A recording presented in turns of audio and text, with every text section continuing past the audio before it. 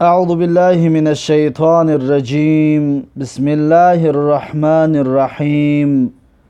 الحمد لله، الصلاة والسلام على رسول الله، ثم أما بعد. السلام عليكم ورحمة الله وبركاته. برادران عزیز و مهربان و شنوندگان محترم، الحمدلله با فضل و کرم الله تبارک و تعالی ما و شما از مستوى الاول، یعنی که از کورس یکم از درسای زبان عربی 9 درس گرفتیم و امروز با فضل و کرم الله تبارک و تعالی برای شما خواهشمندان زبان عربی درس 10 را پیشنهاد کردنی هستم. درس 10 طوری که ما و شما حالا میبینیم الدرس العاشر، یعنی که درس 10. درس 10 پیش از اونه که به این کلماتش به داخل درس شویم، اولا میخواهم درباره درس که در چی موضوع هست برای شما برادران و دوستان پیشنهاد بکنم.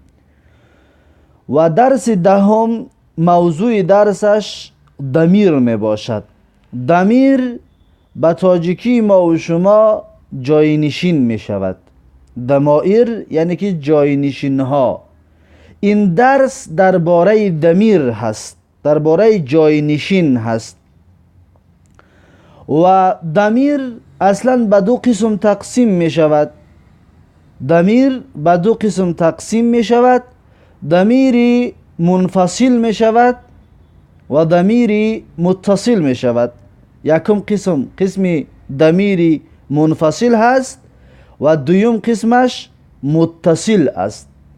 ببینید، ضمیر منفصل ضمیری را میگویند که از کلمه جدا هست، خودش مستقلا یک کلمه می باشد. اما ضمیر متصل در کلمه چسبیدگی می باشد. در کلمه وقتی که میبینی فکر میکنی که یک کلمه هست، یعنی که در کلمه چسبیدگی هست. و باز ضمیر تقسیم دیگر می شود، یعنی یکم تقسیمش منفصل و متصل. با دوم بار تقسیمش میکنیم ضمیر را. ضمیر بارز می شود و ضمیر مستتر می شود. ضمیر بارز ضمیر را میگویند که تو میبینیشه، یعنی که آشکار آمدگی هست، میبینیشه. و ضمیر مستتر ضمیر را میگویند که اون پنهان است، تو نمیبینیشه. در سوی گذشته اگر در یادتان باشد ما میگفتیم که این فعل امر هست و فاعلش میگفتیم که ضمیر مستتر هست. پس امروز موضوع انا همون گپ هایی که میگفتیم ضمیر متصل ضمیر مستتر هست، امروز به تفصیل اون موضوع را میفهمیم که یعنی ضمیر مستتر چی. ضمیر مستتر یعنی پنهان است، ذکر شدگی نیست، نمیبینیشه، اما در تحت کلمه هست. مثلا من برای یکی از شما میگویم که اقرأ. اقرأ، اقرأ یعنی که بخوان. ببین، اقرأ اصلا یک کلمه است، بخوان. لیکن همین اقرأ در تحتش ضمیر مستتر دارد. اون ضمیر مستتر را با تاجیکی ما و شما میگه تو، یکی به عربی هم انت، یعنی اقرأ انت، بخوان تو.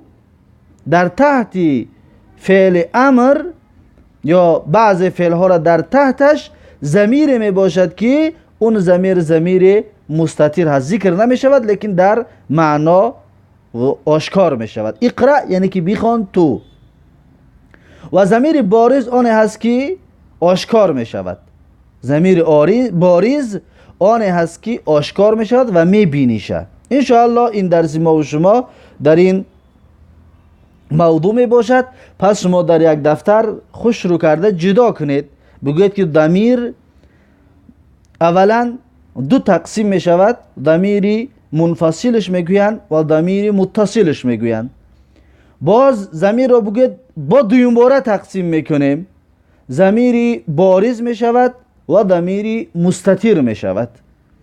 یا میشود که همین ضمیر بارز را در ضمیری که یکم تقسیم کردیم، گفتیم که ضمیر اولا منفصل میشود بعد دوم متصل میشود، میشود بگید ضمیر منفصل دو تقسیم میشود، منفصل بارز و منفصل مستتر.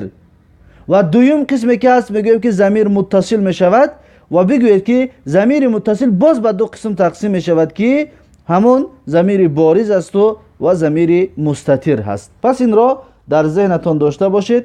انشاءالله در این درس که آمد این ضمایر براتون میگویم که ببین این ضمیر متصل است یا ضمیر منفصل است گفته براتون ذکر میکنیم با عون و یاردم الله تبارک و تعالی. پس معلوم شد که درس امروزه ما و شما درباره ضمیرها بوده است. ضمیرها با ضمیر مذکر می شود و مؤنث می شود.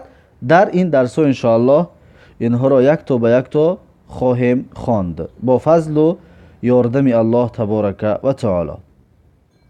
و میگذاریم به موضوع درس. ببینید در این درس حامد با محمد صحبت میکند. حامد با محمد صحبت میکند. حامد میگوید که من انت، کی هستی تو؟ من انت، کی هستی تو؟ ببینید انت میگویمش ضمیر هست. انت را ضمیر میگوییم، یعنی که جاینشین هست، ضمیر هست. و این را ضمیر منفصلش میگویند به خاطر اینکه جدا خودش نوشته شده است و تلفظ کردهش می شود. انت این ضمیر منفصل هست. و محمد جواب میتید میگوید که انا طالب بالجامعه، میگوید که من شاگرد هستم، استودنت هستم در جامعه. بی به معنای در هست، یعنی بی را به معنای فی ترجمه میکنیم. میگوید که من شاگرد هستم در جامعه، به جامعه نه، در جامعه. ببینید انا ضمیر هست، ضمیری منفصل هست، یعنی خودش رو تنها ذکر کرده می توانیم. انا ضمیری منفصل هست. حامد جواب میتید انت طالب جدید، آیا تو شاگردی نو هستی؟ ببینید آیا انت تو، انت ضمیر هست، ضمیر منفصل هست یعنی جدا هست. طالبون جدیدون درس گذشته را بیاتون بیارید صفت است برای طالب. طالبون جدیدون، طالبی که نو است. آیا تو طالبی نو هستی؟ محمد میگوید که نعم، بله، یا که آره، یا ما شما با توشی میگیم ها. انا طالب جدید، من طالبی نو هستم. ببینید انا طالب جدید، من طالبی نو هستم. و انا، ببینید انا اینجا ضمیر هست، این را ضمیری منفصلش میگویند به خاطر به تنها خودش ذکر می شود. طالب جدیدون صفتی طالب می باشد. پس انا مبتدا از طالبون خبر، جدیدون صفتی طالب می باشد. درس گذشته را باید بیارید. حامد میگوید که من این انت، از کجا هستی تو؟ من این انت، از کجا هستی تو؟ ببینید انت ضمیر هست، ضمیر منفصل هست. این را تکرار کردن بگیرید، ضمیر هست و ضمیر منفصل هست. محمد جواب میتید انا من الهندی، محمد میگوید که من از هند هستم. انا من الهندی، میگوید من از هند هستم. ببینید انا ضمیر هست، ضمیر چی هست؟ ضمیر منفصل، یعنی که ضمیری هست که با جدایی با تنهایی نوشته اش می شود. این را میگویند ضمیری منفصل. و حامد باز میپرسد که مسموک درس گذشته را بیاتون بیارید، آیا جایز است من بگویم ما اسموک؟ جایز است؟ و در درس گذشته ما و شما همزه الوصل خونده بودیم. همزه الوصل این اسمی که در اولش الف میبینید این همزه الوصلش میگن. اگر در اول کلمه باشد میخونیم، در بین کلمه باشد گفتیم نمیخونیم. پس در اینجا جایز نیست که ما بگیم ما اسمک، ما میگیم که مسمک. مسمک یعنی که نام تو چیست. مسمک نام تو چیست.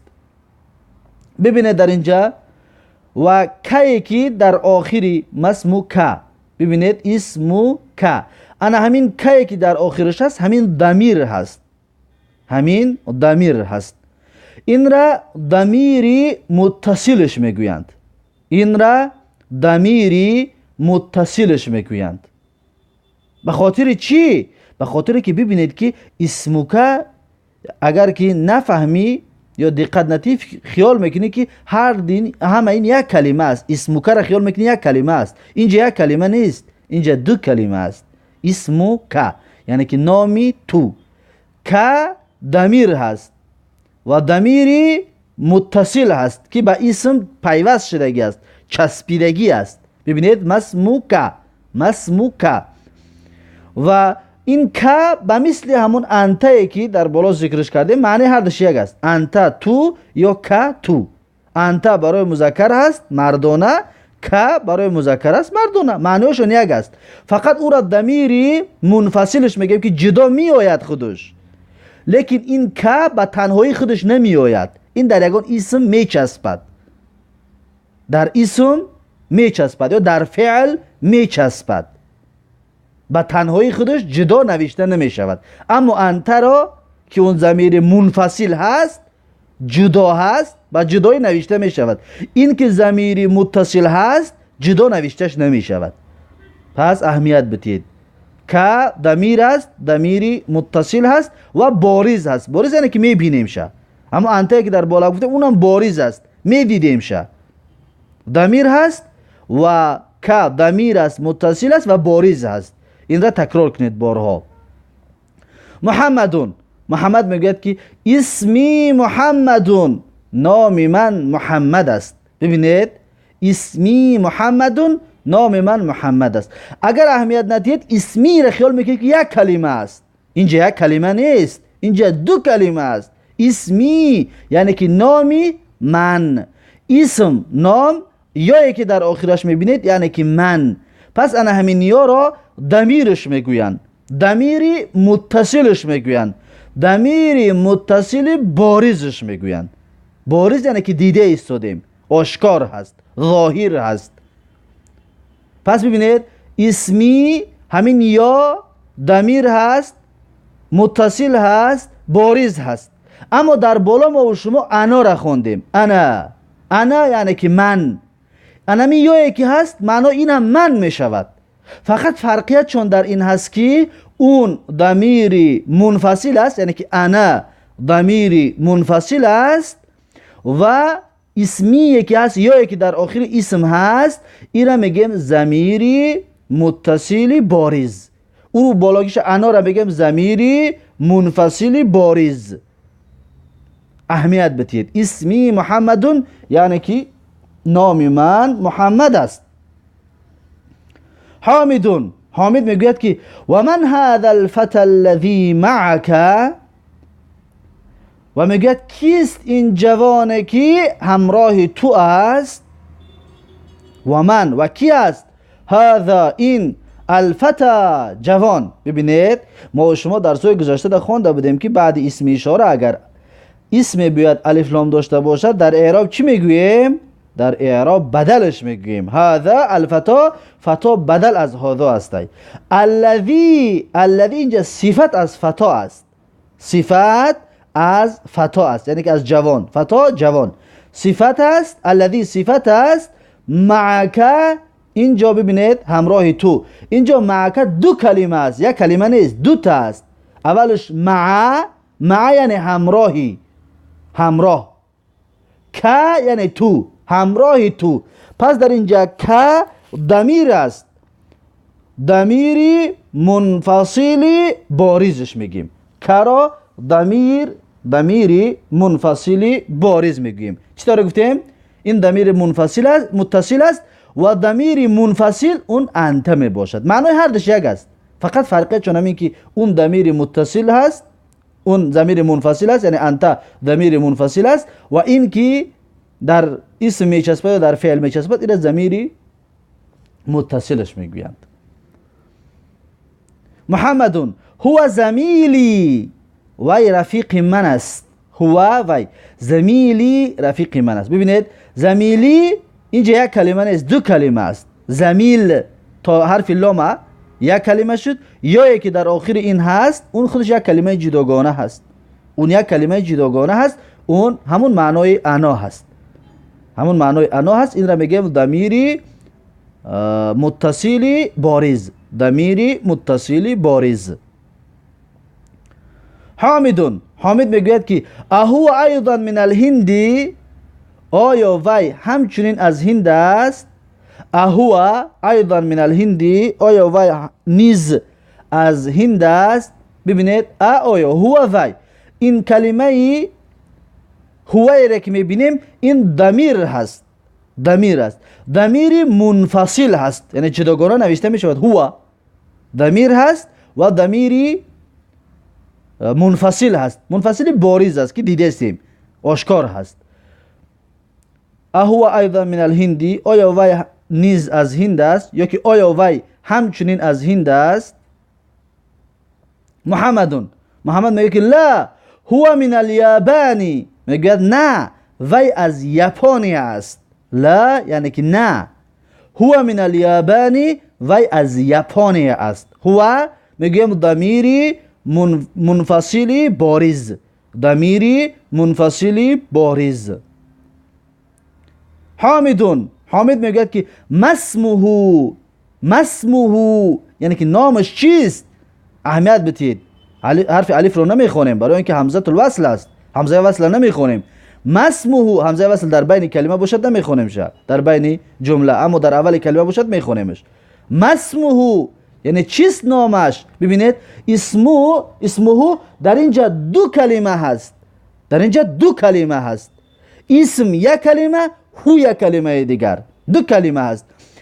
اینجا در هویی که در آخر اسم میبینیم یعنی اسم هو، همین هو ضمیر است، ضمیر متصلی بارز است، معنای همون هو را دارد. هو گفتیم وی مرد، یعنی هو ضمیر است، برای مذکر هست، یعنی که هو یعنی که وی مرد، با مفرد باید باشه، یعنی تنها. هو وی مرد یعنی یا مرد. اسمه یعنی که نام انا همون یک مرد، هرش معنیش یک است، فقط هو ضمیر منفصلی بارز است و اسمه که در آخری اسم حرف هو را میبینید این ضمیر متصلی بارز است. فرقیتشون رو اهمیت بدید، ضمیر متصلی بارز هست. محمدون، محمد میگوید که اسمه حمزتو، اسمه حمزتو یعنی که نام وی حمزه است.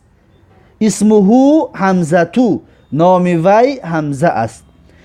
هو را ببینید در آخر اسم، اسمه هو، این هو را گفتیم ضمیر متصلی بارز، ضمیر متصلی بارز یعنی که چسبیدگی است، در اسم چسبیدگی است، برای هم خاطر متصلش میگن. بارز گفتیم برای اون میگن که جدا آشکار هست، دیده میشود، دیده میشه. ببینید اسم هو میبینیمش، برای هم خاطر بارزش میگن. و متصل گفتیم برای اونه که در اسم چسبیدگی هست. اسمه حمزتو، نام وی حمزه است. حمزتو را آیا جایز است که ما بگویم حمزتون؟ اگر درسای گذشته در یادتون باشد پس جواب میتید که نه جایز نیست. برای چی جایز نیست؟ به خاطر اینکه این ممنوع من الصرف است. ممنوع من الصرف تنوین را قبول نمی کند و مثل فاطمه تو جایز نیست که فاطمه تون بگوییم. پس حمزه تو را همچنین جایز نیست که حمزه تون بگوییم، ممنوع من الصرف است، تنوین قبول نمی کند.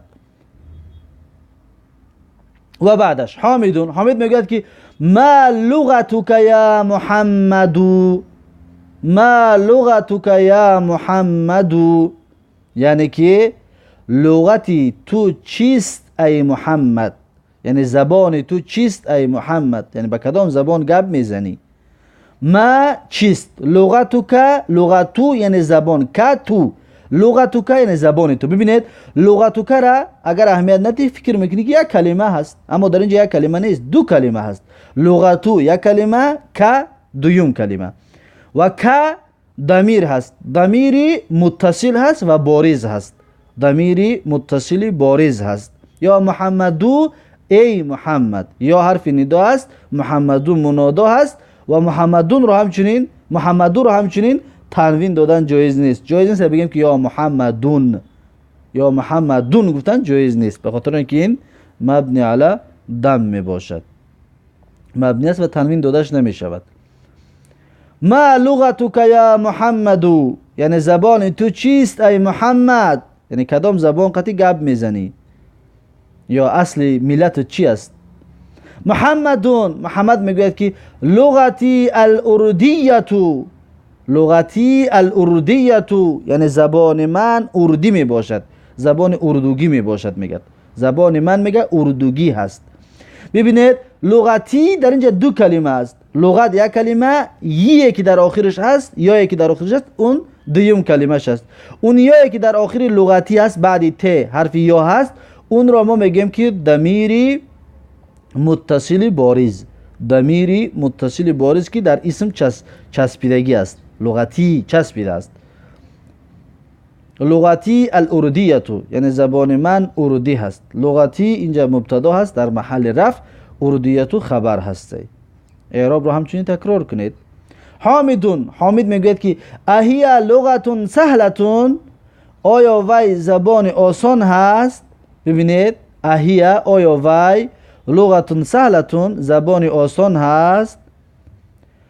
آیا هی وی، هی در اینجا ضمیر هست، ضمیری منفصل هست، یعنی جداگانه نوشته می شود. هی ضمیر منفصل هست و مؤنث است، مفرد مؤنث است. چطور گفتیم که هو ضمیر منفصلی مفرد مذکر هست، یعنی که ضمیر هست و جدا نوشته می شود و برای یک مرد استفاده برده می شود. یا مرد را گفتن باشه میگیم هو.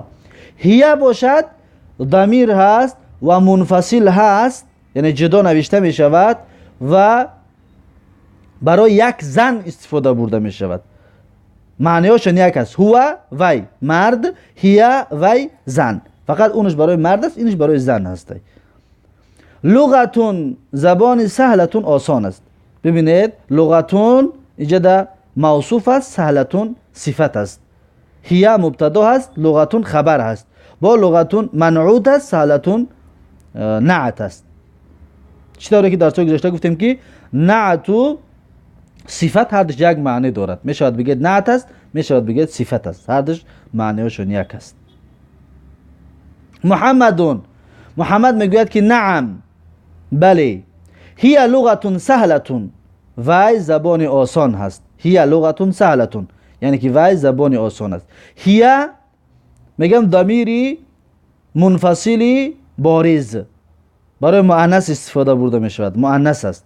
لغتون یعنی زبان سهلتون آسان، هی لغتون سهلتون وی زبان آسان هست. ببینید لغتو در آخرش ت دارد، برای هم خاطر هی را استفاده میبریم.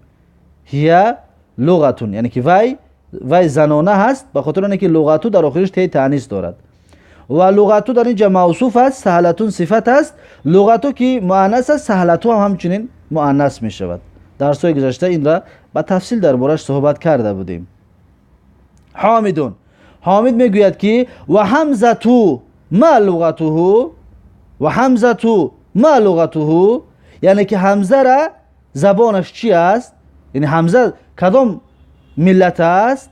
و حمزتو یعنی که حمزه ما لغتو لغتش چی است، زبانش چی است. ببینید لغتو هو در اینجا ضمیر است، متصل است و بارز است، برای مفرد مذکر استفاده برده می شود. مفرد مذکر، مفرد یعنی یک است، مذکر مردانه. مفرد مذکر یعنی برای یک مرد استفاده برده می شود یا برای یک جنس مردانه که علامت تانیث نداشته باشد، هو را استفاده برده می شود. محمدون، محمد میگوید که لغته الیابانیتو یعنی که زبان حمزه حمزه مرد است. ببینید در اینجا اصلا آخرش ت دارد حمزه را، لیکن این را تانیث لفظی میگیم، یعنی مؤنث لفظی است. در لفظ مؤنث است، در آخرش ت دارد، اما در اصل مؤنث نیست، به خاطر اینکه حمزه نومی مرد است. برای همین خاطر میگیم لغته، نمیگیم لغتها.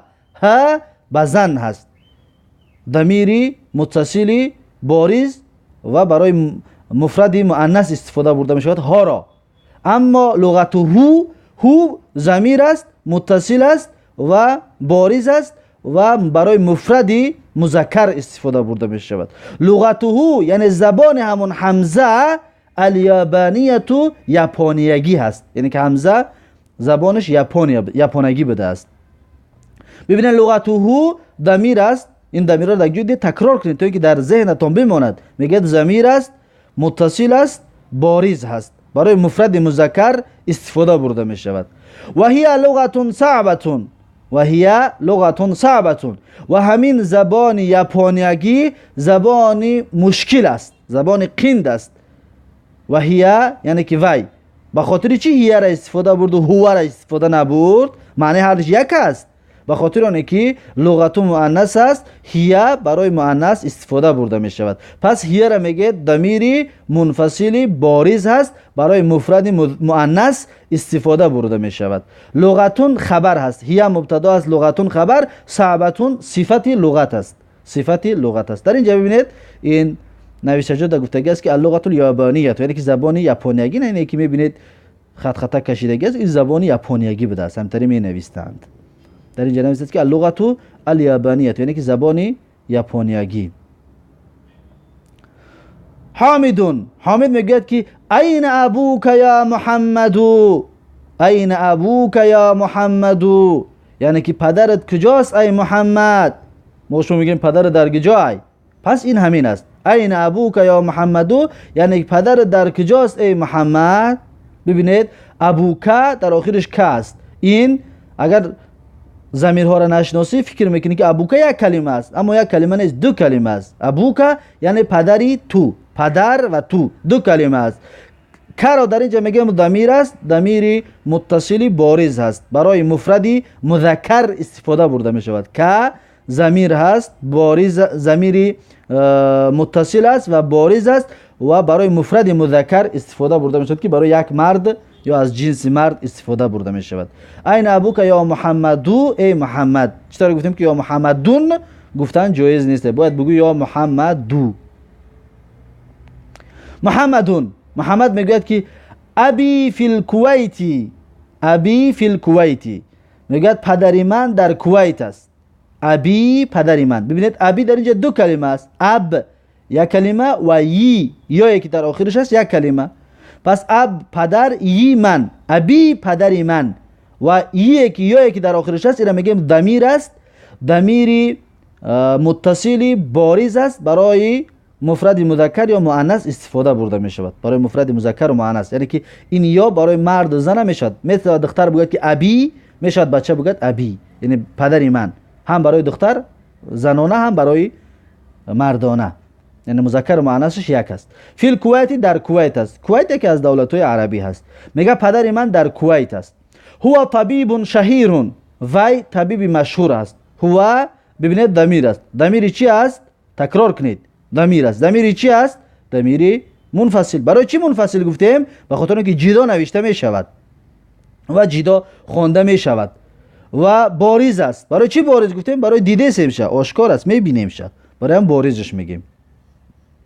و برای مفرد مذکر هست. برای چی مفرد مذکرش گفتیم؟ به خاطر اینکه برای یک مرد استفاده برده میشه. اگر یک کس باشه هوش میگیم. طبیبون، هو با مبتدا است، طبیبون خبر است، شهیرون صفت طبیب است.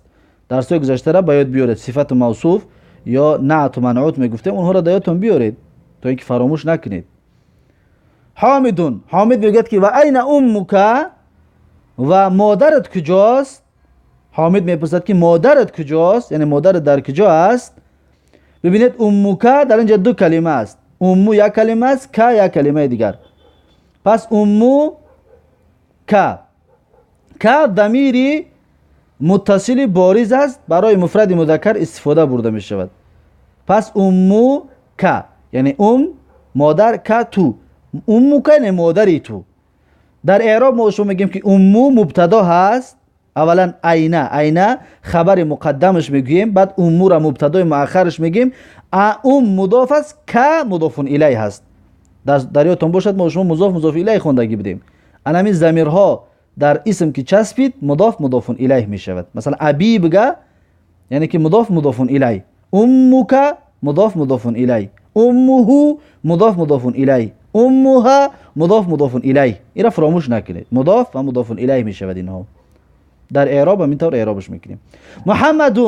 محمد میگه که هی ایضا فی الکویت مع ابی. هی ایضا فی الکویت مع ابی. ببینید هی وی، ایضا همچنین یا نیز. وی میگوید نیز. هی برای چی هی گفت؟ بخاطر که مادرش هست، یعنی زن هست. زن که باشد هی را استفاده میبریم. هی را میگیم ضمیر منفصلی بارزی مفرد مؤنث. ضمیر منفصلی بارزی مفرد مؤنث. ایضا نیز فی الکویت در کویت است، یعنی که مادرش هم در کویت بوده است. پدرش پیشتر گفت که در کویت است، یعنی مادرش هم قطعی پدرش در کویت بوده است. مع ابی همراهی پدرم میگه، همراهی پدرم. ببینید ابی آخرش یا دارد. اون یا را گفتیم چی میگوییم؟ ضمیر است. ضمیر چی است؟ متصل است. برای چی؟ برای در ابی چسبیدگی است، عبد چسبیدگی است. و بارز است. برای چی بارز است؟ برای دیده سمشه، آشکار است، میبینیشه. و برای مفرد مذکر یا مؤنث استفاده برده می شود. هی مبتدا هست، اعراب ده میگیم هی مبتدا. ایضا این مفعول مطلقش میگن، ان شاء الله در آینده ای را میخونیم برای فعل محذوف. فی الکویت در کویت این خبر شد. هی مبتدا، فی الکویت جار و مجرور متعلق به کائنون خبر می شود. مع این را ظرفش میگن، مع را ظرفش میگیم. ابی اب مضاف می شود، باز بعد مع مضاف می شود. مع مضاف، اب مضاف الیه. با اب مضاف می شود، یی مضاف الیه می شود. ابی مضاف الیه می شود. در اعراب همینطور اعرابش میکنید. هی مدرستون هناک، وی استاذه است آنجا. ببینید هی وی ضمیر منفصلی بارز برای مفرد مؤنث استفاده برده می شود. مدرستون یعنی که استاذه هست. ببین مدرسون باشد اگر مرد رو میگوییم، مدرستون زن می شود، یعنی که معلمه هست، معلمه هست، تعلیم میتید. هی وی ضمیری منفصلی بارز است. مدرستون این خبر می شود. هی مبتدا است، مدرستون خبر. هناک آنجا، هناک آنجا. آنجا رو ظرف در اعراب ظرفش میگیم، خلاص ظرف است. هناک آنجا یعنی که ظرف است. حامدون، حامد میگه که اذهبت الى الكویت یا محمد، آیا رفتی تو کویت ای محمد؟ آیا رفتی تو کویت ای محمد؟ ببینید آیا ذهبت رفتی تو. ذهب فعل ماضی هست، ذهب فعل ماضی هست و تا اینجا ضمیر هست. تا رو ضمیر میگیم. این ضمیر چی است؟ ضمیر متصل هست و منفصلش انت. اگر ضمیر منفصل بیاریم انت میاریم، ضمیر متصل بیاریم تا میاریم، خلاص ذهبت. تا به خاطر چی متصلش میگیم؟ برای در فعل چسبیده است. ببینید ذهبت. اگر نفهمی فکر میکنی که هر دین یک کلمه هست، اما یک کلمه نیست. اینجا دو کلمه است. ذهب تا، ذهب رفت، تا تو یعنی رفتی تو. اذهبت آیا رفتی تو الى الكویت یعنی کویت رفتی ای محمد. اذهبت الى الكویت یا محمد، آیا رفتی تو کویت ای محمد. ایلا را ترجمه نمیکنیم. رفتی تو کویت ای محمد. محمدون، محمد میگه که نعم ذهب تو. اینجا ذهب تو که اگه خطا است. ذهب تو در بالاش ساکن بمونید. ذهب تو میگه که بله رفتم من. ذهب تو رفتم من. ببینید ذهب تا باشد رفتی تو. ذهب تو شید رفتم من. ذهب تی شید همچنین رفتی تو زن می شود. اینها را خودتون به خودتون بگویید. ذهب تا رفتی تو مرد. ذهب تی رفتی تو زن. ذهب تو رفتم من، مرد و زن ذهب تو میگوید، برای مذکر و مؤنث است، یعنی مردانه و زنانه. ذهب تو که گفت میشود دختر زن بگوید که ذهب تو، میشود مرد بگوید که ذهب تو، یعنی رفتم من. پس تو را در اینجا میگم ضمیری متصل است، بارز است، برای مذکر، برای مفرد مذکر و مؤنث استفاده برده می شود. حامدون، حامد میگوید که و زمیلک عین ابوه، و زمیلک عین ابوه، یعنی که رفیق تو را کجاست پدرش، رفیقت را پدرش در کجاست. در ترجمه همین طور ترجمه میکنیم، یعنی رفیقت را پدرش در کجاست.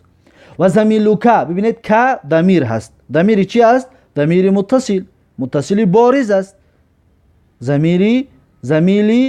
ضمیری متصلی بارز هست و برای مفرد مذکر استفاده برده میشه. زمیلک مفرد مذکر، زمیلوکی مفرد مؤنث.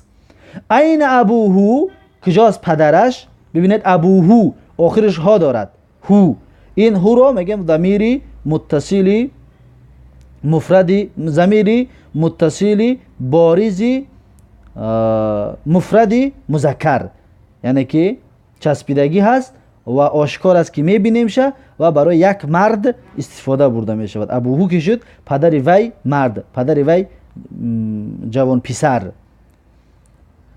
محمدون، محمد میگوید که ابوه فی الیابانی، یعنی پدر وی در یپانی است. ابوهو پدر وی فی الیابانی در یپانی است. ببینید ابوهو، هو در اینجا گفتیم ضمیری متصل هست و بارز است، ضمیر متصل بارزی مفردی مذکر هست.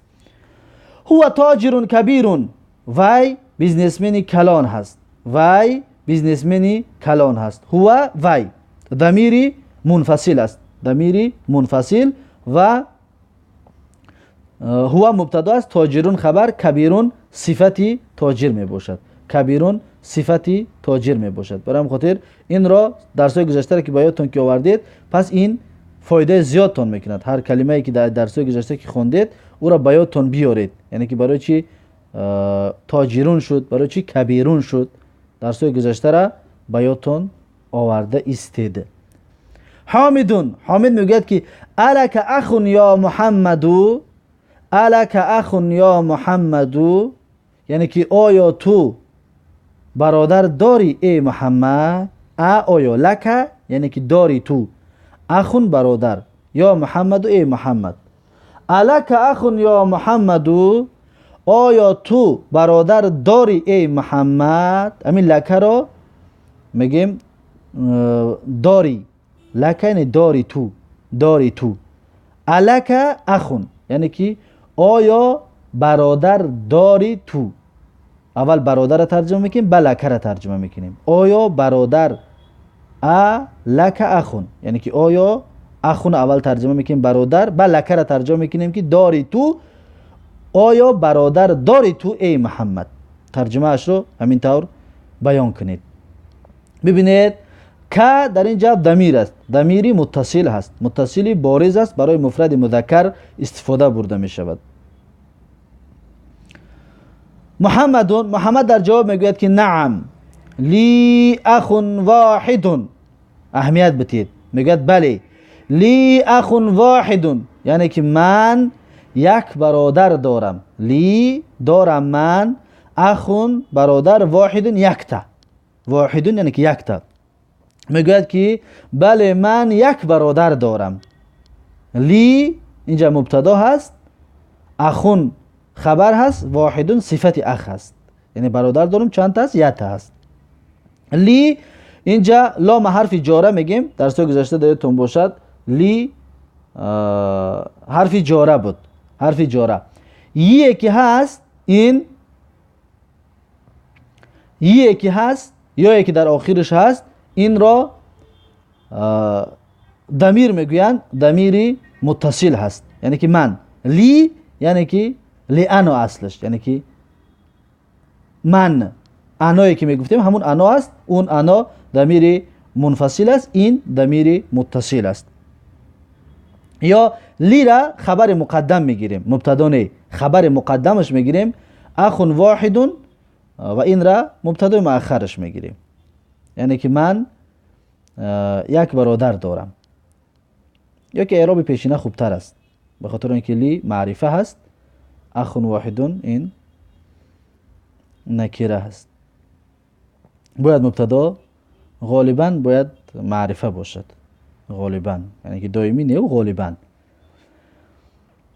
اسمه اسامه، اسمه اسامه، نام وی اسامه است. ببینید اسمه نام وی، اسامه اسامه است. اسم مبتدا هست، هو مضاف الیه هست. اسمه مضاف الیه مبتدا شد، اسامه خبر شد. اسمه در اینجا هو ضمیر است، ضمیر متصل است و بارز است، برای مفرد مذکر استفاده برده می شود. برای مفرد مذکر یعنی برای یک مرد استفاده برده می شود. اسامه جایز نیست که ما بگیم اسامتون. برای چی؟ به خاطر اینکه مؤنث لفظی هست، در لفظ مؤنث است، آخرش ت دارد، برای همین خاطر تنوین قبول نمی کند. چطوری که عایشه تو قبول نمی کرد، اسامه تو همچنین قبول نمی کند. یا حمزه تو را در بالا گفته بودیم، حمزه تو قبول نمی کند، همچنین اسامه تو قبول نمی کند. اگر بگم به خاطر چی تنوین قبول نمی کند، پس میگوید به خاطر اینکه این مؤنث لفظی هست، یعنی که در لفظ مؤنث است اما در معنا مؤنث نیست، در معنا مذکر هست. یعنی که اسامه نام مرد است، نام زن نیست، یا حمزه نام مرد است، نام زن نیست. و هو معی هنا فی المدینه المنوره، و هو معی یعنی که همون اسامه برادرش گفتی سی. محمد میگه که همون اسامه میگه معی همراه من هست، هنا فی المدینه المنوره، در اینجا در مدینه منوره.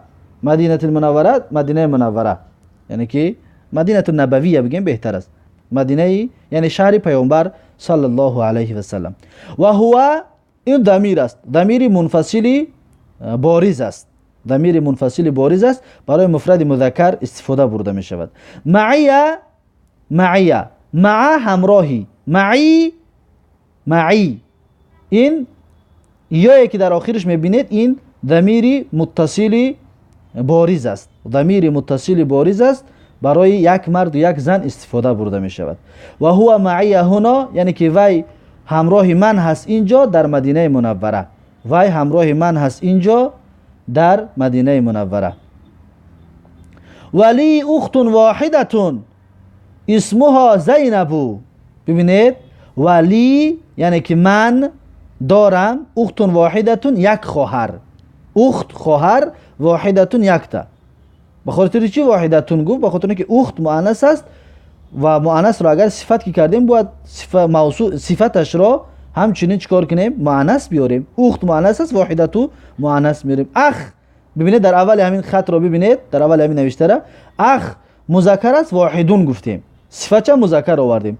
اخت زن هست، مؤنث است، برای واحدتون میگیم، مؤنثش میاریم. ولی اخت واحدتون اسمها زینب، میگوید که من یک خواهر دارم، نام خواهرم اسمها اینه که نام همون خواهرم زینب است، زینبو، زینب است. ببینید در اینجا لی یا که در آخرش میبینید این یا ضمیر متصل هست و بارز است. و اسمها هایی که در آخر اسم میبینید این ضمیر است، ضمیر متصل بارز است، برای مفرد مؤنث استفاده برده می شود.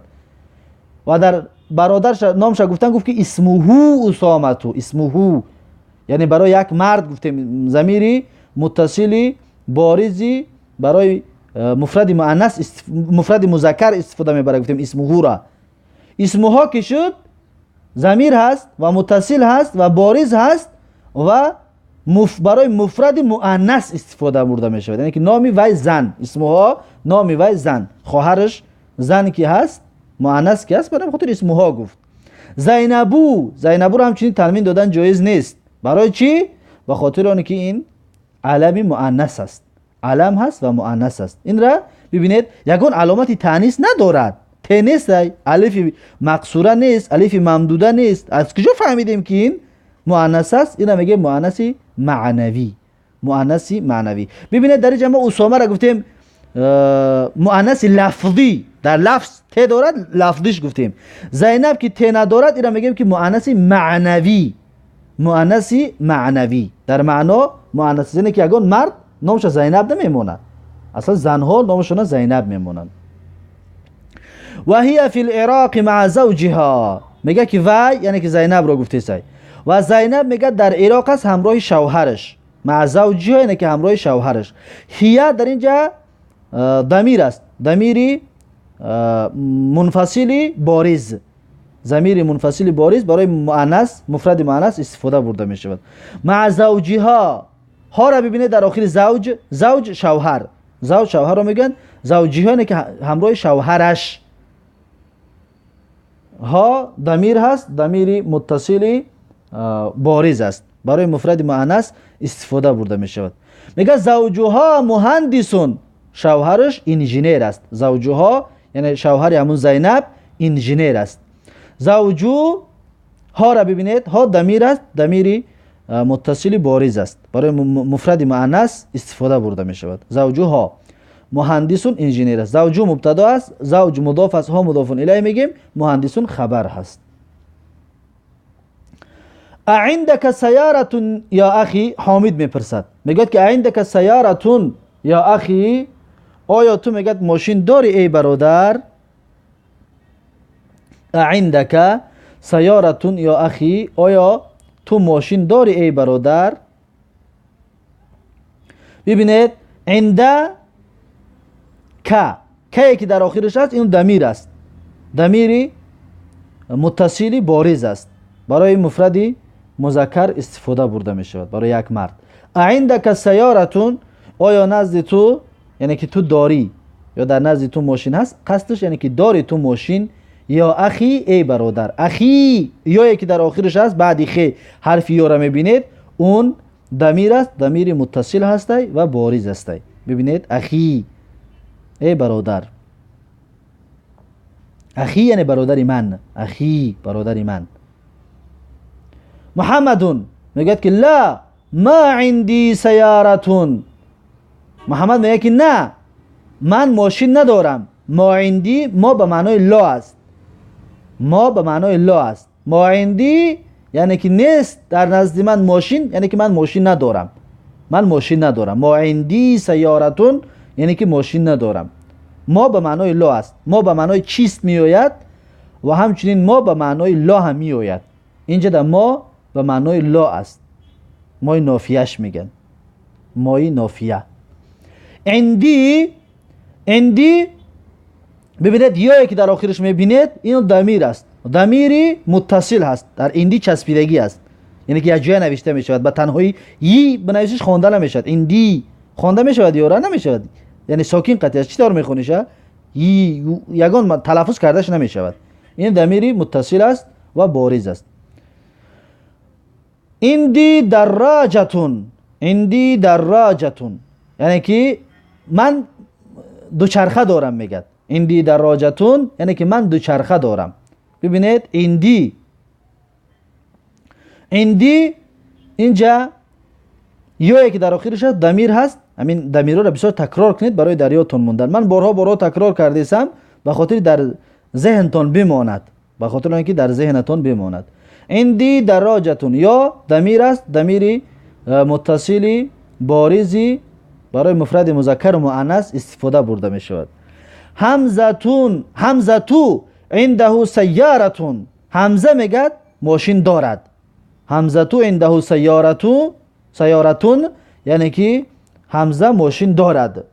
ببینید عنده هو که در آخرش هست ایرا ضمیر میگیم، ضمیر متصلی بارز برای مفرد مذکر استفاده برده می شود، برای مفرد مذکر استفاده برده می شود. ببینید حمزه تو تنوین گفتیم قبول نمیکند، به خاطر چی؟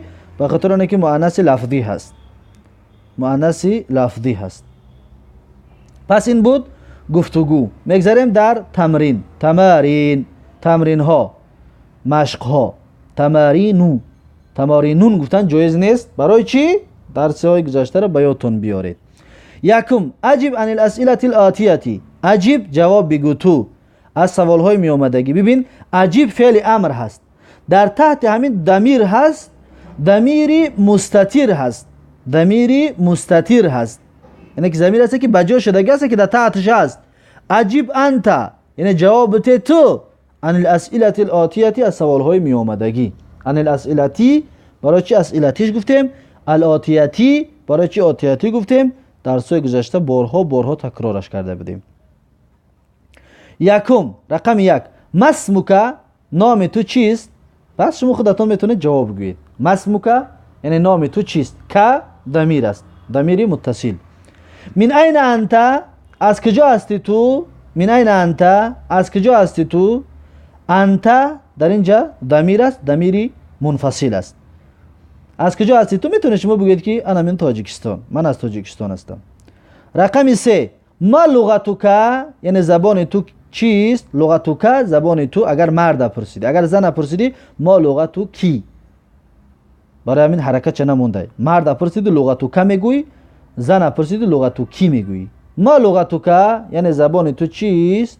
و کاف میگیم که ضمیر است، ضمیر متصل هست. اینها را تکرار کرده رفتن بگیرید. ما لغتک را در تاجیکی اگر که ما و شما را کس پرسد ما میتونیم جواب بدیم که لغتی تاجیکی، لغتی تاجیکیتون، یعنی که زبان من تاجیکی است. رقم 4، این ابوکا، پدرت کجاست؟ این ابوکا، پدرت کجاست؟ ابوکا که در آخرش هست، این ضمیر است، ضمیر متصل هست. در اینجا شما میتونید جواب بدید بگید که ابی فی البیت، پدر من در خانه است. یا که غالبا تاجیکای ما و شما در بیرون باشد، اگر در مهاجرت کاری باشد میگوید که ابی فی روسیا، یعنی پدر من در روسیه است. یا ابی فی الخارج، یعنی که در خارج است، در بیرون از تاجیکستان است. به هر صورت اگر که خود جواب میشه که در بالا قصه را که خوانده بودیم میشه که ایو جواب بدید که پدرش در کویت بود، کو همون را میگوید، میتونید بگید که ابی فی الکویت، یعنی که پدر من در کویت است. یکی خودتون جواب بدید خوبتر است اگر اون قصه را بگذارید به حال خودش. خب 5، این امک، مادر در کجاست؟ این امک، مادر در کجاست؟ ببینید در اینجا امک که ضمیر هست. ضمیری چی است؟ ضمیری متصل هست، چسبیدگی است. مادر در کجاست؟ میتونه بگی فی البیتی، یعنی در خانه است. فی البیت یعنی در خانه است. الک اخون، آیا تو برادر داری؟ الک اخون، آیا تو برادر داری؟ که ضمیر است. ضمیری چی است؟ ضمیری متصل هست. الک اخون، آیا تو برادر داری؟ اگر داشته باشه میگوی نعم لی اخون، یعنی که من برادر دارم. اگر نداشته باشه میگوی لا لیس لی اخون، یعنی برادر ندارم. لیس لی اخون، برادر ندارم. رقم 3، الک اختون، آیا تو خواهر داری؟ الک اختون، آیا تو خواهر داری؟ کاف را ببینید، کاف ضمیر است. ضمیری چی است؟ ضمیری متصل، ضمیری متصل است. الک اختون یعنی تو خواهر داری؟ اگر داشته باشی میگوی که نعم لی اختون، میگوی که بله من خواهر دارم. اگر نداشته باشی میگوی که لیست لی اختون، یعنی خواهر ندارم. اگر برادر باشه میگوی لیس لی اخون. زن باشه لیست لی اخون، یعنی که خواهر ندارم.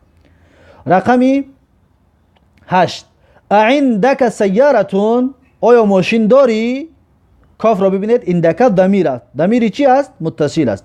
عندک اگر مرد باشد عندک میگویی، اگر زن باشد عندکی میگویی. عندک آیا یعنی که تو خواهر داری، مرد رو میگویی. یا عندکی سیارتون یعنی که تو ماشین داری، یا میگویی که عندکی سیارتون، آیا تو زن، کی شد زن، که شد مرد. کاف رو میگیم ضمیری متصل هست. اگر ماشین داشته باشه میگویی نعم عندی سیارتون. اگر نداشته باشه میگویی که لیست عندی سیارتون، لیست عندی سیارتون. ببینید رقم 7 رو ببینید، الک اختون، اگر مرد رو پرسیده میگیم الک اختون، آیا تو مرد خواهر داری؟ اگر زن پرسیدنی باشه میگیم که الکی اختون، آیا تو زن خواهر داری؟ که کی، که باشد مرد، کی باشد زن. اهمیت دهید.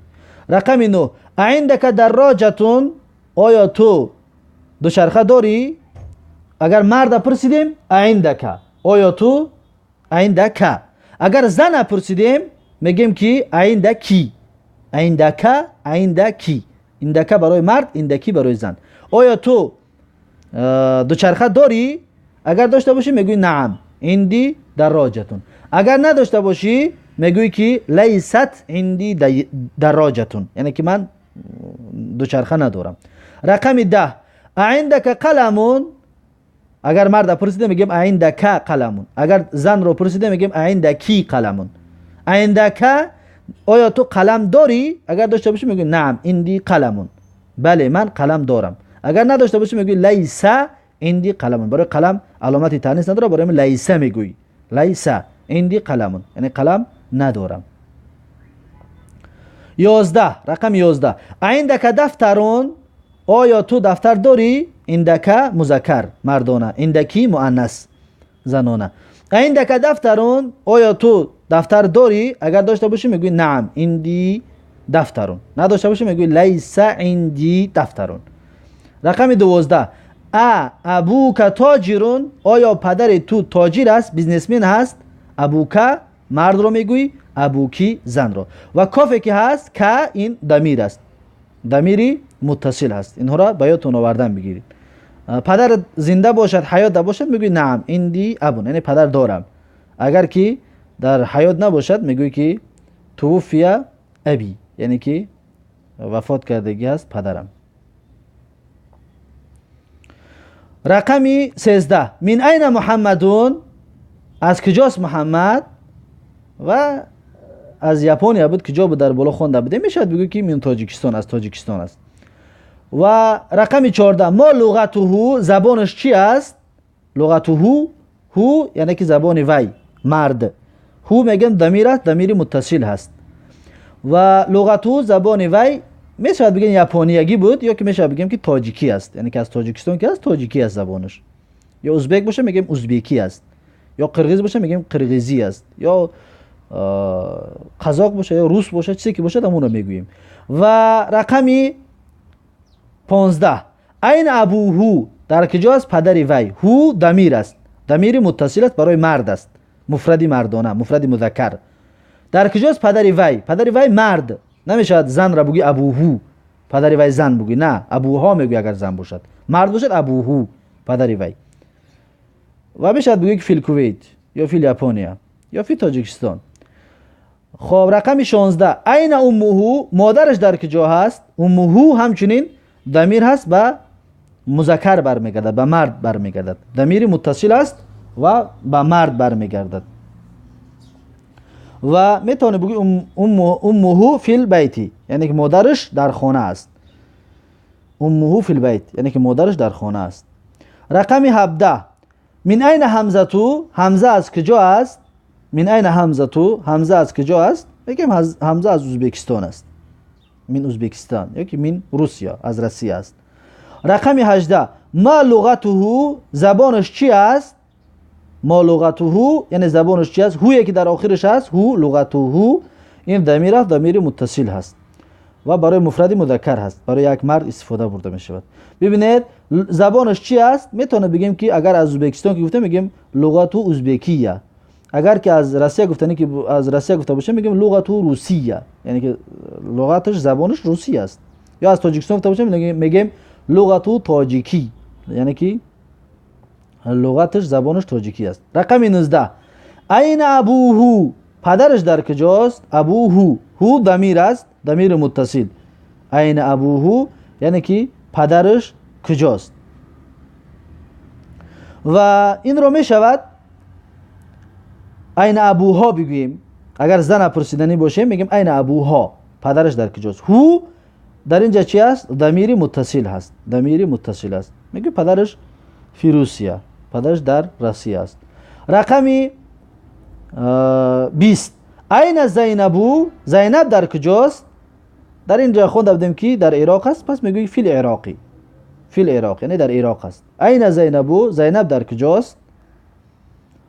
رقم 21 این زوجها یعنی شوهرش در کجاست؟ شوهرش هم در عراق بود، پس میگوی که فی العراقی یعنی در عراق است. این زوجها، هایی که هست این ضمیر است، ضمیر متصل است، برای مفرد مؤنث استفاده برده می شود، برای مفرد مؤنث استفاده برده می شود. رقم 22 از زوجها مدرسون، آیا شوهر زینب، زوجها شوهر وی کی است؟ زینب است. آیا شوهر وی یعنی شوهر زینب مدرس است؟ در بالا خوانده بودیم که مدرس نبود و مهندس بود، انجینیر بود، پس میگه که لا زوجها مهندسون، میگه نه شوهرش مهندس است. مدرس نیست، مهندس است. و ها زوجهایی که است، ها را میگیم ضمیر است، ضمیری متصل هست، برای مفرد مؤنث استفاده برده می شود. خب تمرین رقم 2.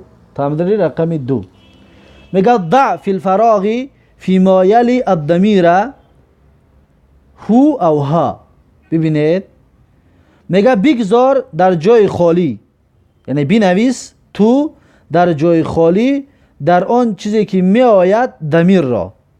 فی ما یلی ضمیر می آید ضمیر را بگذار، هو را یا که ها را. هو گفتیم برای مفردی مذکر هست، یعنی که متصل است برای یک مرد هو.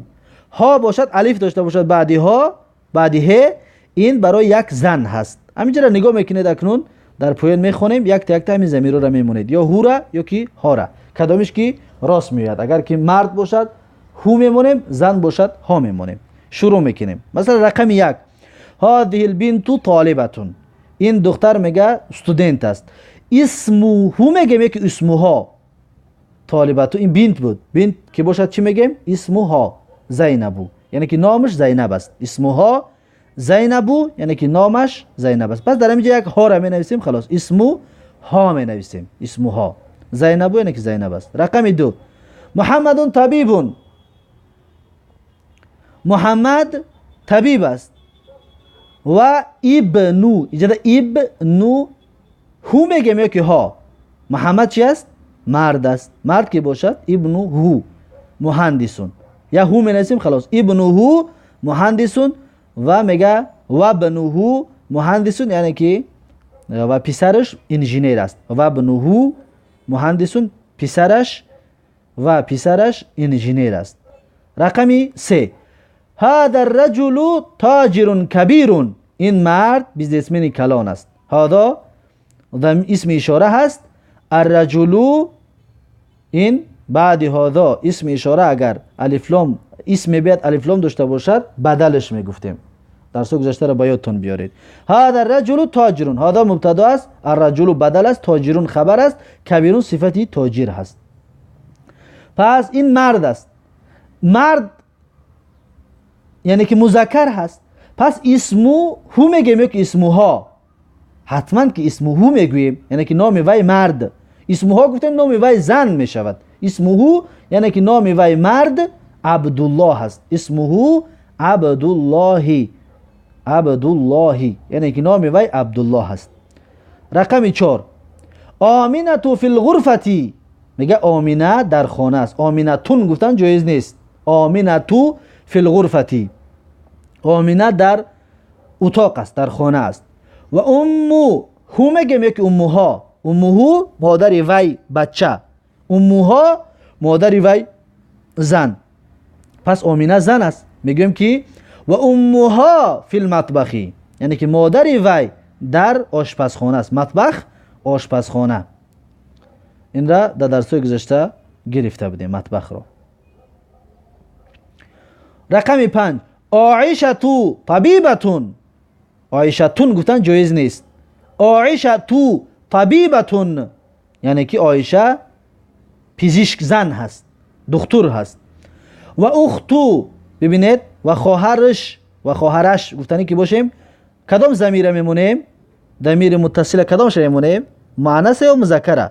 حتما که مؤنث میمونیم. مؤنث که مونده میشود و اختها ممرضتون، یعنی که خواهرش، خواهر عایشه خواهرش ممرضه است. ممرضه همشیره طبی، ممرضه همشیره طبی.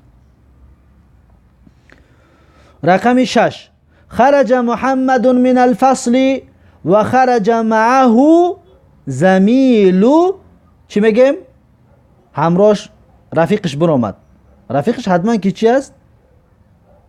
محمد چی است؟ مذکر است. پس زمیل در بعدش ضمیر چی را میمونیم؟ بعد زمیل ضمیر میمونیم. ضمیر چی را؟ ضمیر مذکره. پس میگم زمیله معه زمیله، معه زمیله. ببینید میشود که خرج محمد من الفصل، یعنی که محمد از صنف برآمد. خرج برآمد، محمد فاعل خرج است، خرج فعل ماضی است، محمد فاعلش است.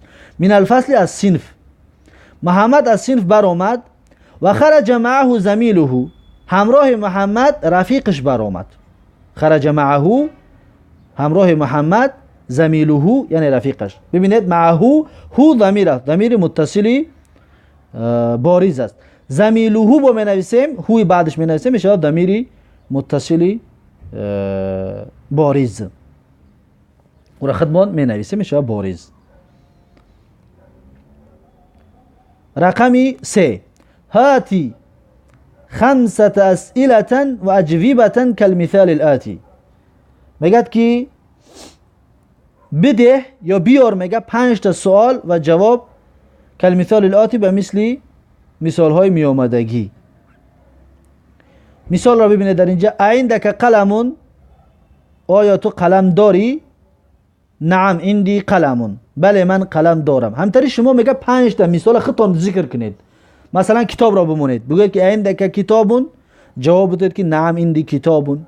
مثلا ماشین را بمونید، سیاره، عندك سیاره، جواب بدید که نعم عندي سیاره.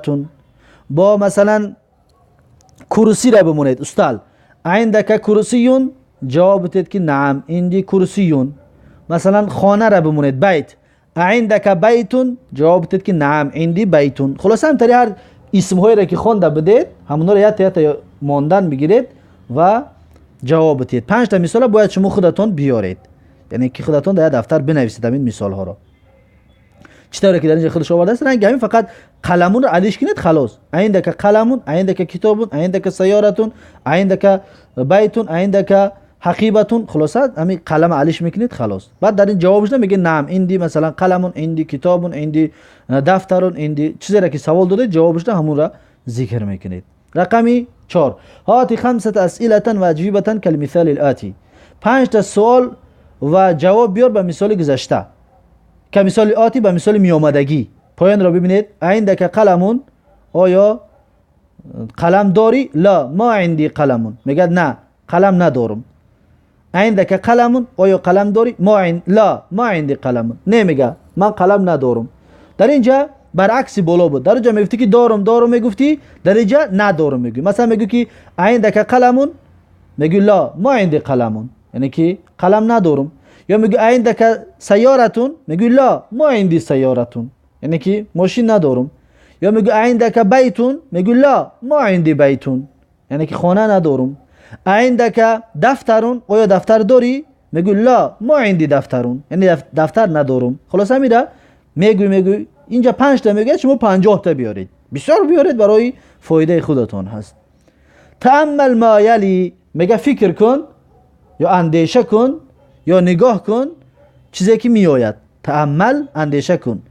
فاعلش ضمیر مستتیر هست. ببینید ضمیر مستتیر در ته همین ضمیر هست، یعنی اندیشه کن تو مایل آن چیزی که میآید، آن چیزی که میآید.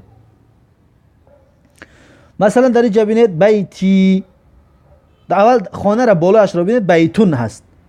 بیتون یعنی خانه، بیتون خانه. پس پایانش ببینید نوشته بیتی، بیتی یعنی خانه من.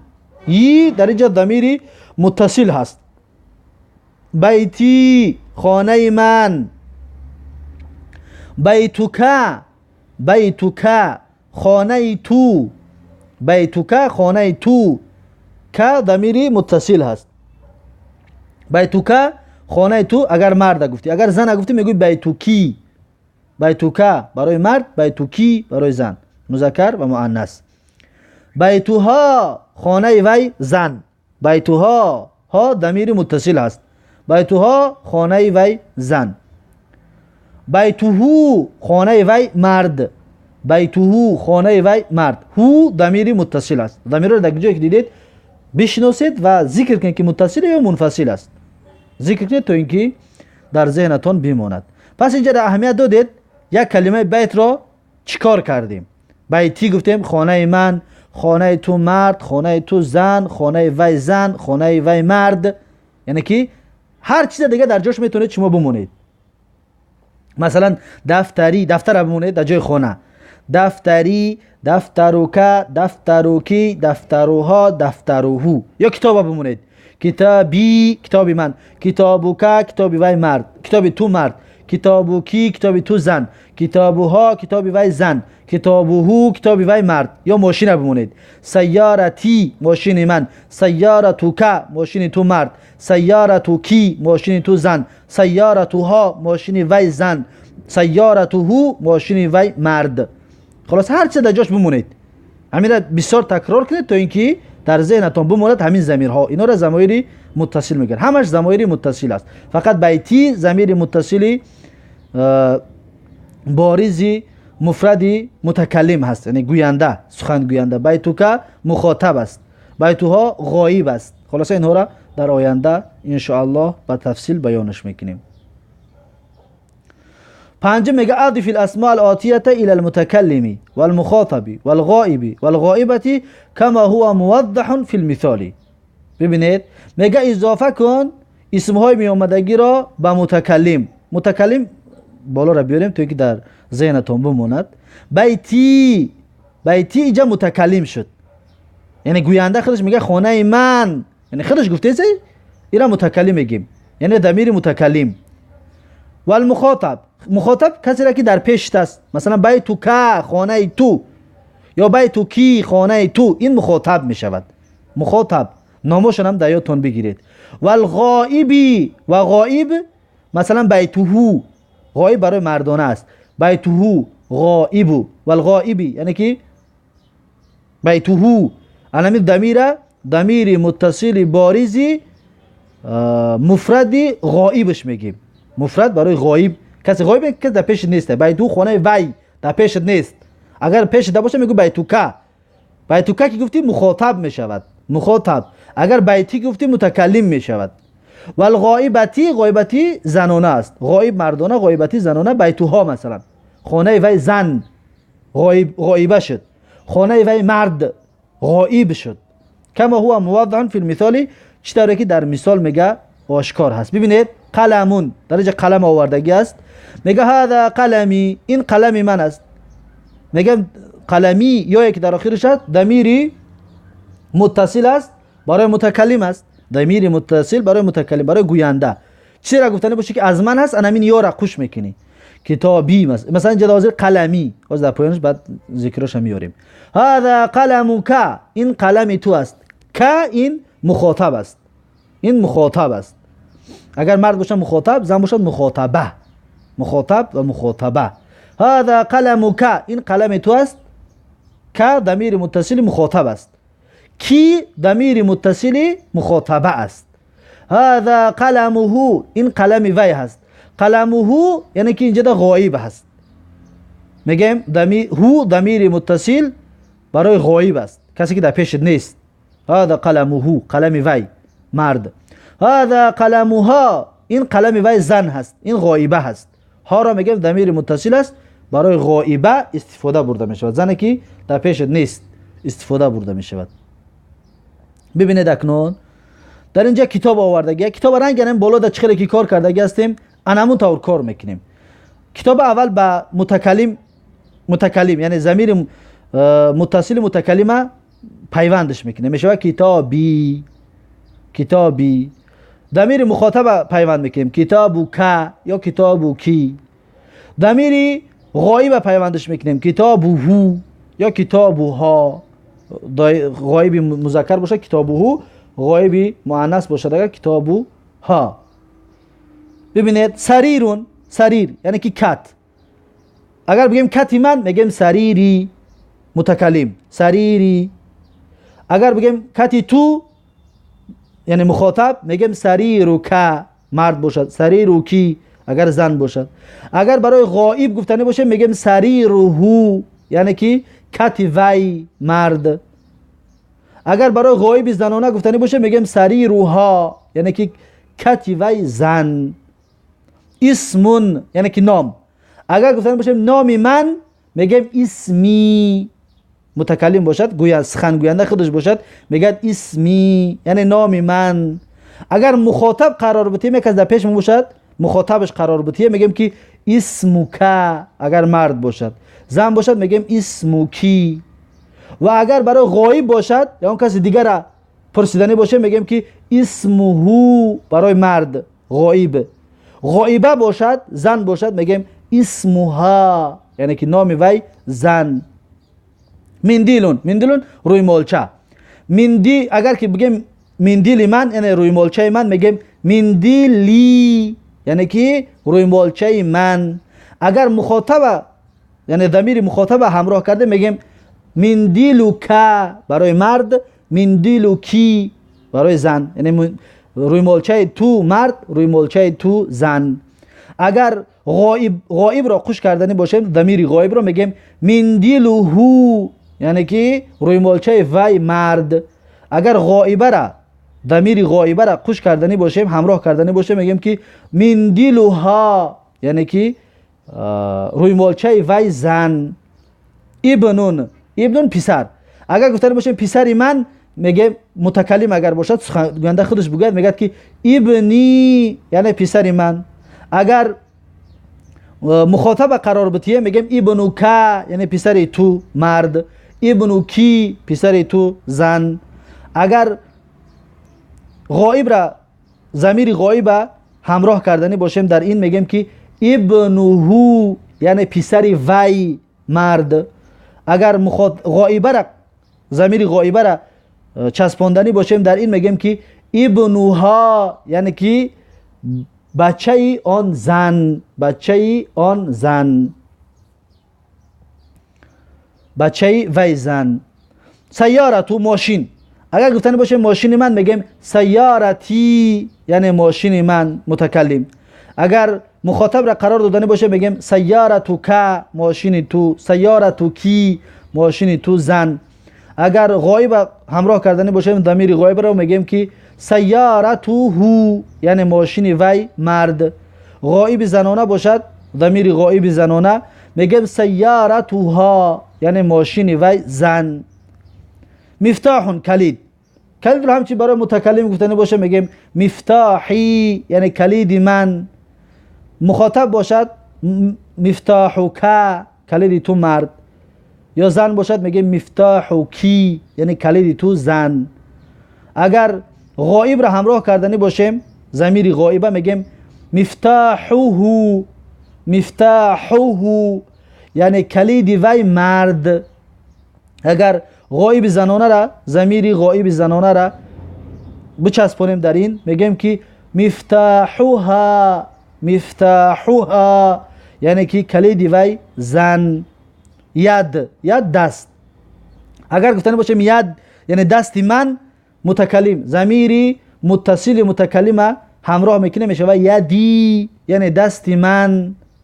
اگر مخاطب را ضمیر متصل مخاطب را اگر همراه کردنی باشه میگیم که یدوکه برای مرد، یدوکی برای زن، یعنی که دست تو مرد، دست تو زن. و اگر برای غایب ضمیر متصل غایب را اگر در این چسباندنی باشه میگیم که یدوهو، یعنی دست وی مرد.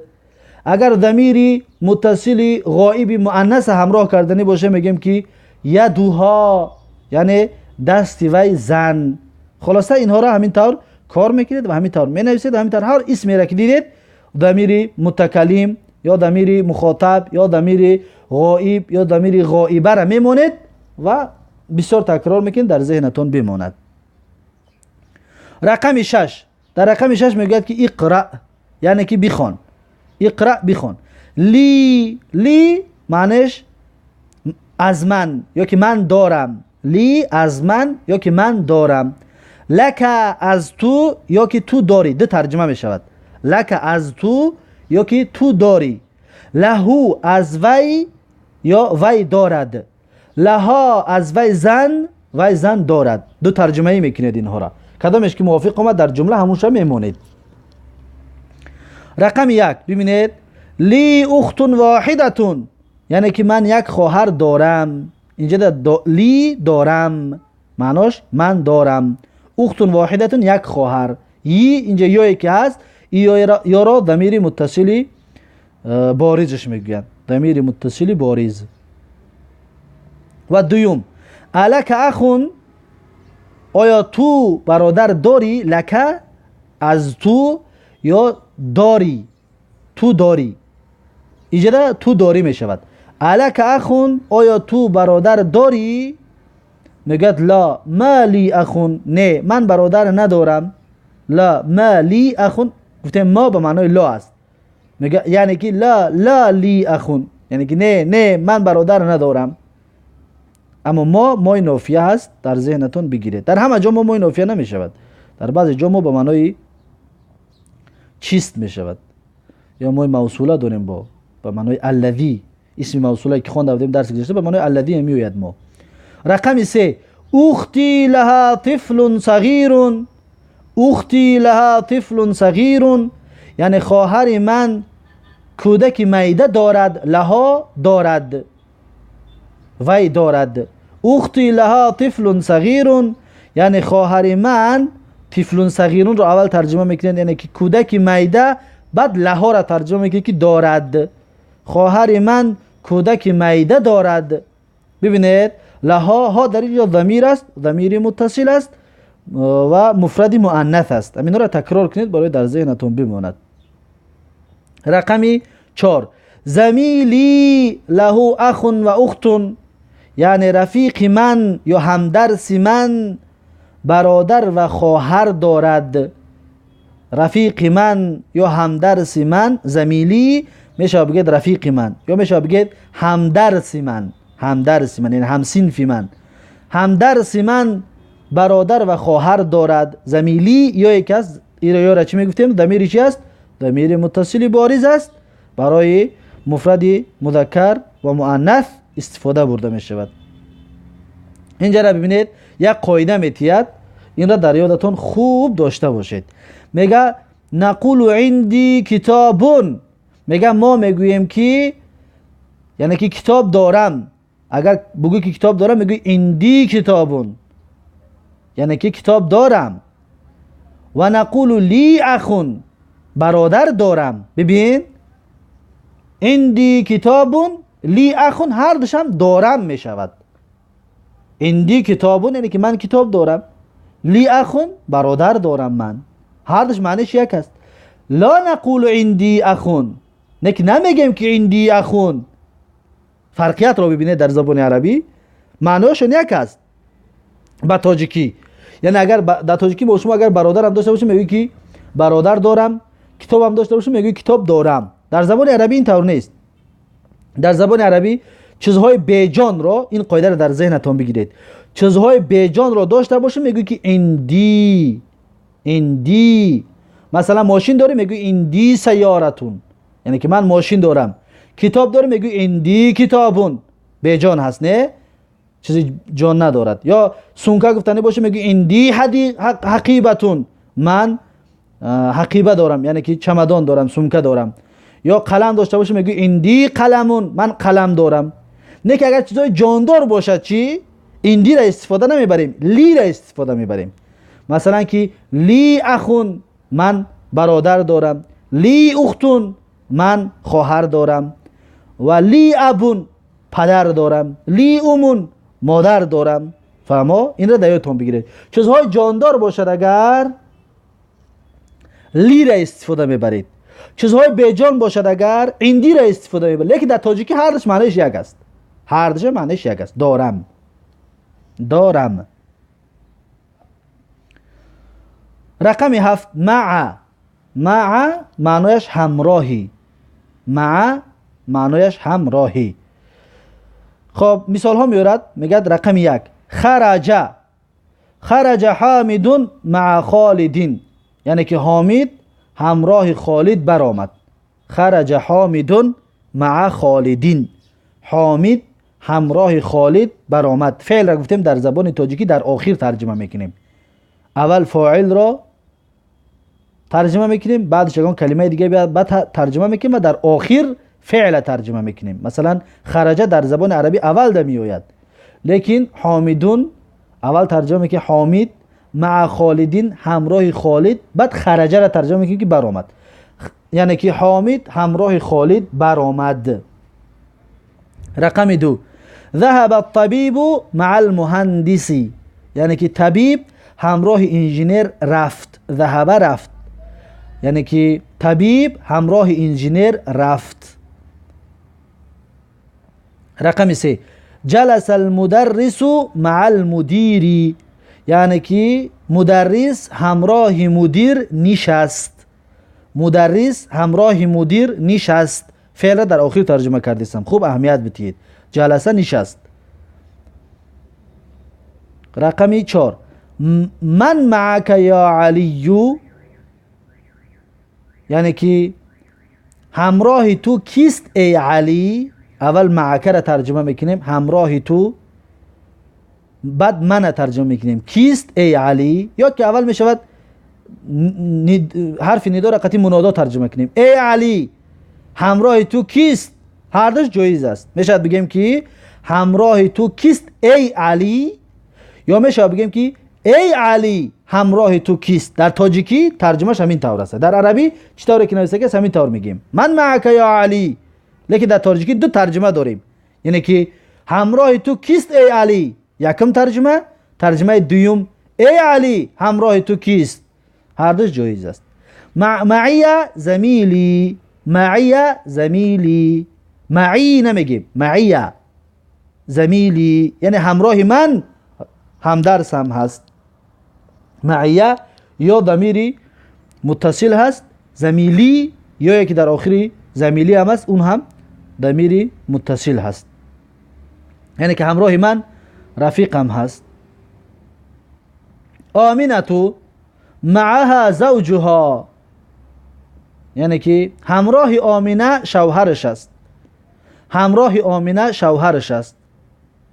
آمینه تو آمینه معها همراهش، یعنی که تاجیکت میگیم قتیش. قتیش شوهرش است، زوجها شوهرش است. ببینید معها ها ضمیر متصل هست، زوجها اینها هم ضمیر متصل است. ضمیرها را بسیار اهمیت بدید. رقم 6 خرج ابی من البیت. خرج ابی من البیت یعنی پدر من از خانه برآمد. خرج برآمد، ابی من البیت پدر من از خانه برآمد. من خرج معه کی برآمد همراهش، کی برآمد همراهش، یا میشود بگیم که همراهش کی برآمد. فعل در آخر ترجمه کنیم من خرج معه یعنی که همراهش کی برآمد. خرج معه عمی یعنی که همراهش عمکم برآمد. عمی اینجا تشدید شده را در بالای یا موندگی است، خطا است. شده باید در بالای میم باشد. عمی عمی فهمو؟ شده در بالای یا است، نه در بالای میم است، نه در بالای یا. در بالای یا باشه خطا است. خرج معه عمی یعنی همراه پدرم عمکم برآمد. معه هو ضمیر است، ضمیر متصل غائب است، همچنین تکرار کردید غائب است. عمی ضمیر است، ضمیر متصل چی است؟ متکلم است، یعنی گوینده گفته است. عمکم یعنی که همراه وی، همراه پدرم میگه همراه وی، یعنی که پدرش در نظر داره. عمی عمک میگه برآمد، عمی یعنی که عمک من.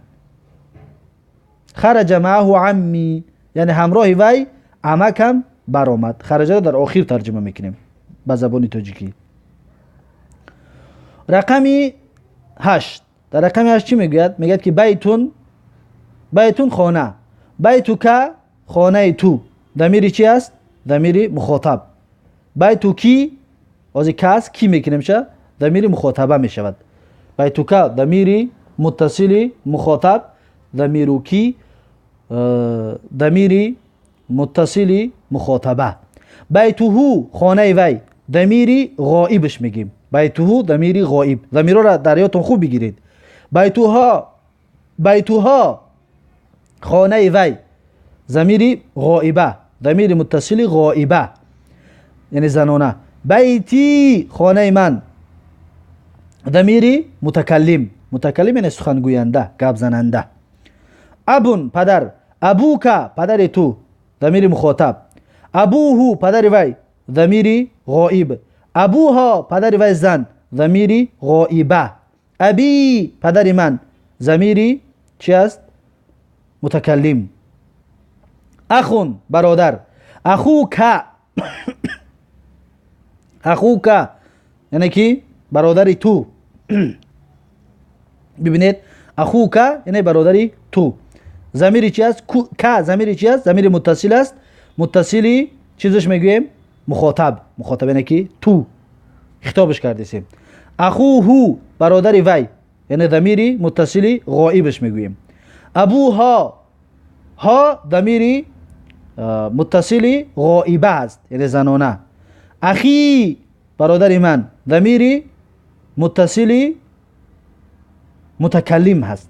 متصل چسبیدگی است، متکلم آدم سخن گوینده این طور میگه یعنی که برادر من. پس این ضمیرها را در یادتون بگیرید، ضمایر را در یادتون بگیرید. در رقم یک میگوید که ابی و امی فی البیت. ابی و امی فی البیت. امی را ببینید شده را در بالای یا ماندگی است، در بالای میم باید باشد. در بالای میم، در بالای یا نه، در بالای میم. امی. ابی و امی یعنی پدر من و مادر من فی البیت در خانه است. ابی اینجا در یا چی است؟ ضمیری چی است؟ متصل است. متصل چی است؟ متکلم. و امی ضمیر است. ضمیر متصل چی است؟ متکلم. فی البیت در خانه است.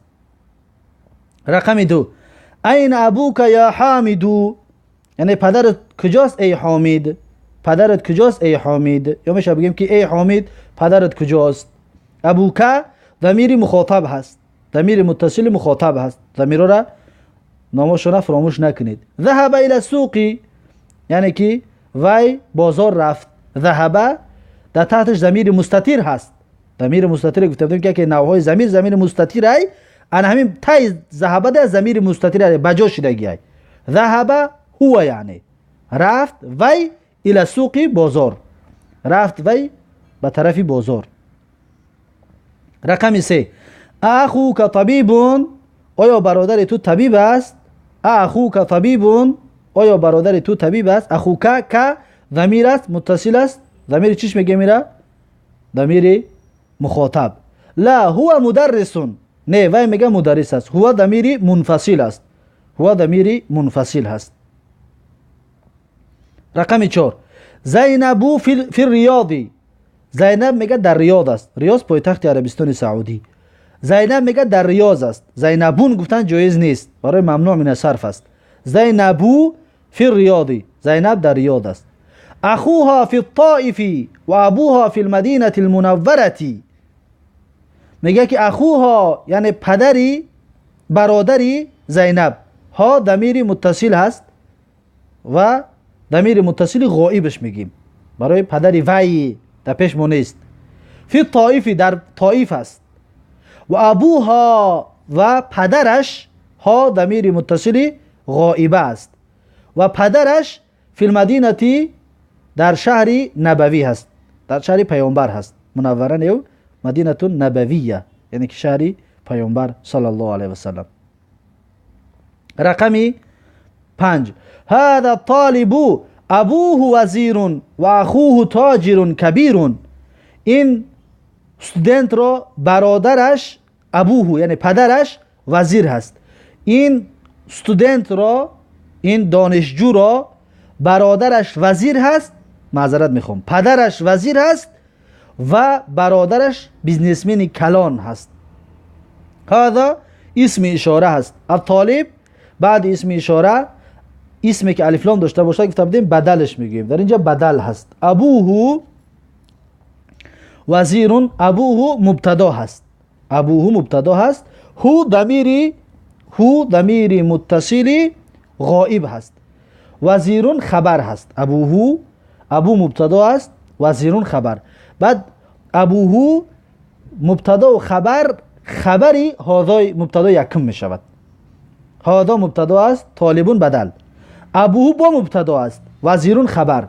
ابوه وزیرون این مبتدا و خبر میگیم خبر مبتدا یکم می شود، خبر هذا.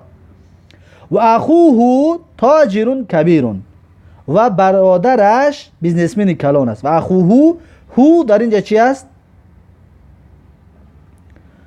هو ضمیر متصل غائب هست. تاجر کبیر، تاجر یعنی که بیزنسمن، کبیر صفتی تاجر هست. رقم 6 ذهب اخی الى المدرسه و ذهب ابی الى الجامعه. یعنی که میگوید که برادر من مدرسه رفت و پدر من اونیورسیته رفت، دانشگاه رفت. ببینید ذهب رفت، اخی برادر من. اخی یا ضمیر است. ضمیر چی است؟ متصل است. متصل کدام نوعش است؟ متصلی متکلم، یعنی سخنگوینده. اخی برادر من الى المدرسه، به طرف مدرسه. و ذهب ابی، ذهب رفت، ابی پدر من. در اینجا ذهب فاعلش همین ابی است. در اینجا نمیگیم که ضمیر مستتر، میگیم که فاعلش همین ابی هست. فهمیدید که ذهب اخی فاعل ذهب اخی هست، در دویمش ذهب ابی فاعل ذهب ابی هست. این را در یادتون داشته باشید. رقم 9. در رقم 9 ما و شما را یک وظیفه میتید. همین اسم ها را خوب اهمیت بدید که کدامش آخرش تنوین میگیرد، کدامش آخرش تنوین نمیگیرد. محمدون تنوین گرفت، خالدون تنوین گرفت، حامدون آخرش تنوین گرفت، عباسون آخرش تنوین گرفت، محمودون آخرش تنوین گرفت. انا خط دوم را نگاه کنید. حمزه تو آخرش تنوین نگرفت. برای چی؟ برای مؤنث لفظی هست. مؤنث لفظی در معنا مؤنث نیست، برای حمزه نام مرد است. طلحه تو تنوین نگرفت. برای چی؟ برای مؤنث لفظی است، اما در معنا لفظی نیست. طلحه نام مرد است. اسامه تو، اسامه تو تنوین نگرفت. برای چی؟ برای مؤنث لفظی هست و در معنا مؤنث نیست، به خاطر اینکه اسامه نام مرد است. معاویه تو، معاویه مؤنث لفظی هست لیکن در معنا مؤنث نیست، برای معاویه نام مرد است. اکرمه تو، اکرمه تو مؤنث لفظی هست لیکن در معنا مرد است. اکرمه نام مرد است. ببینید اینها تنوین را قبول نکردن به خاطر اینکه مؤنث لفظی است. مؤنث لفظی تنوین قبول نمیکرده است. اکنون این قاعده را در ذهنتون بگیرید. یگان نام مرد رو دیدید که آخرش علامت تانیث دارد، اون تنوین قبول نمیکند. میگه اقرا اسماء الاتیه واضبط اواخرها، واضبط اواخرها. میگه که بخوان. در اینجا فاعلش ضمیر مستتر هست. اقرا یعنی که انت، بخوان تو اسماء الاتیه اسمهای می آمدگی را، واضبط اواخرها و حرکت بمان در آخرشان.